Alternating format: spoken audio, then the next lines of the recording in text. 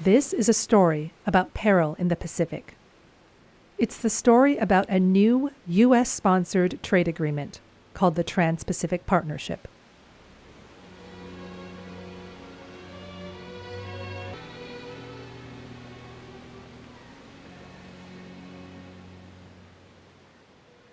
"11 countries are now engaged in TPP negotiations.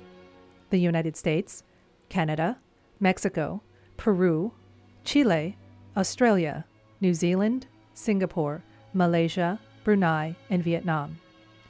Japan is also considering joining the talks, and other Pacific Rim countries may participate in the future." The U.S. model for the Trans-Pacific trade deal needs to be completely remade, top to bottom. Friends of the Earth is calling for a fair deal for people and the planet, or no deal at all. An obsessive secrecy surrounds the negotiations. The public, the press, and even members of the U.S. Congress are denied access to the negotiating text. What are they hiding? First, that the TPP is being written under the supervision of multinational corporations. The TPP text is secret to all except so-called cleared advisors. In the United States, there are over 600 such cleared trade advisors, almost all of whom represent corporations or industry groups. Second, they are hiding the fact that the TPP is not so much about trade as it is about deregulating the Pacific economy, providing super rights to corporations.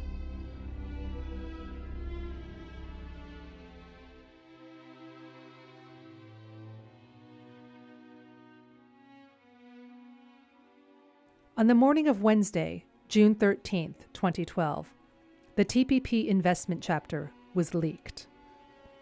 The investment chapter is perhaps the most important and the most dangerous section of the whole agreement.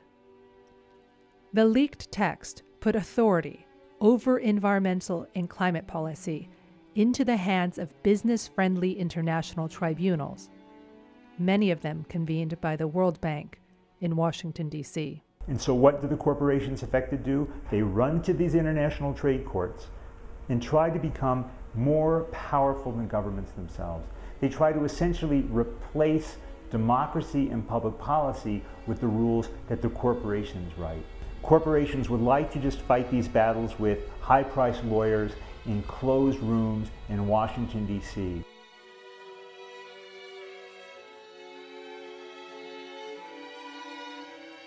The investment chapter would have dangerous implications for the environment. A similar provision of the U.S.-Ecuador bilateral investment treaty allowed the oil giant Chevron to sue the government of Ecuador. In the mid-1960s, Texaco, which is now Chevron, developed the oil fields in the eastern Ecuadorian Amazon. The indigenous and local people who live in this area say that Texaco deliberately dumped billions of gallons of toxic wastewaters, drilling muds, and oil into their environment, causing a social, cultural, and environmental crisis. Chevron es culpable. Chevron ha destruido todo lo que es nuestra riqueza natural. This area was a pristine rainforest, one of the most ecologically diverse places on the planet, and the homeland to many indigenous cultures. But after Texaco arrived, it became a tropical wasteland. Literally, they would drill for oil and dump the formation waters, the drilling muds. They would just dump them into unlined waste pits, hundreds of unlined waste pits, Olympic-sized pool unlined waste pits. And of course, because it's a rainforest, these waste pits would overflow into rivers and streams, causing what experts say is a rainforest Chernobyl.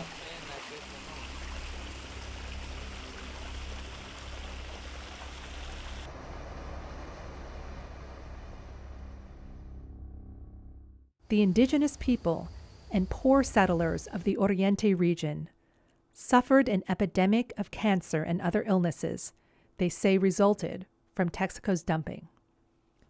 Death, miscarriages, and birth defects cut a swath through communities.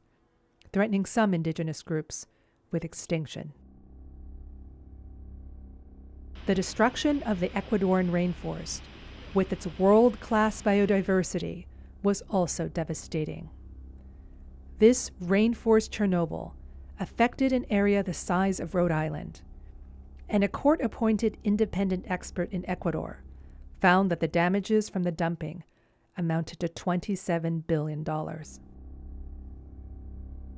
Indigenous groups and communities sought justice through the courts, and after 18 years of litigation, a provincial court in Ecuador ruled in favor of the communities, ordering Chevron to pay $18 billion. But on February 17, 2012, an international tribunal established under the U.S.-Ecuador Bilateral Investment Treaty put all that in jeopardy. The tribunal told the president, the parliament, and the courts of Ecuador to suspend enforcing the judgment against Chevron.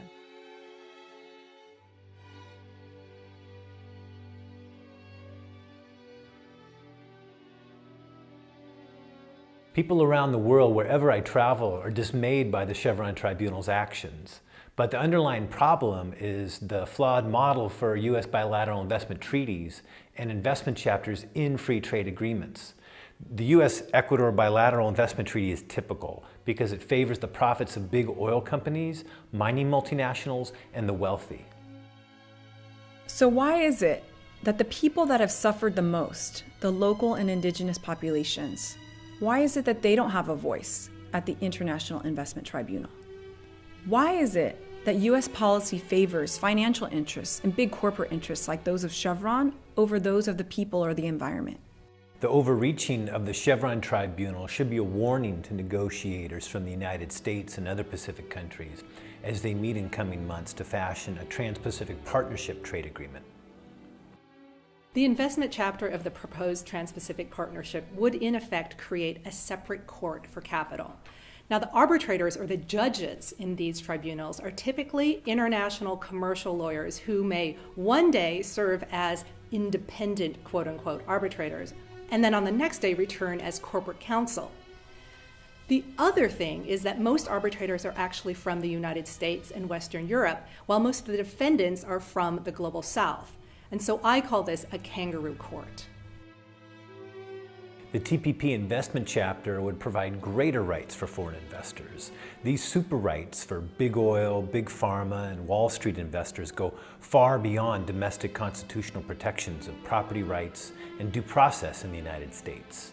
In fact, the U.S. already favors property rights and corporate rights far greater than almost every other country in the world. The worst thing about the proposed TPP investment chapter is that it would likely result in crippling awards of money damages against developing countries.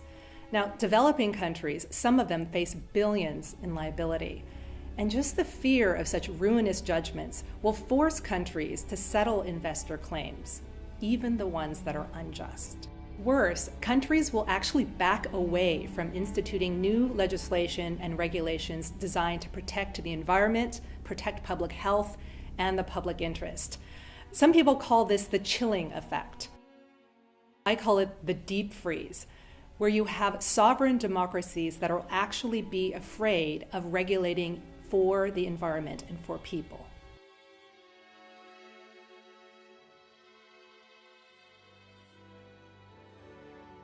And people power is the way to fight for a fair deal. The people have been demanding a fair deal all around the Pacific Rim. Jesse Jackson and Ben & Jerry spoke out in Chicago.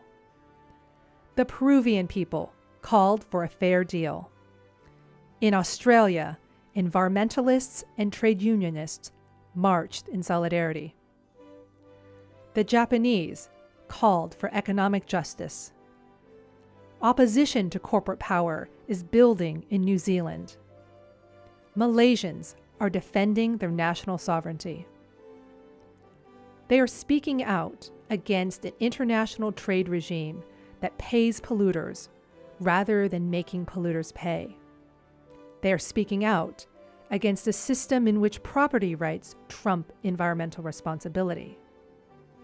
They're speaking out against kangaroo courts making economic policy for the Pacific region, and saying that it's time to throw the secret drafts of the Trans-Pacific Partnership into the dustbin.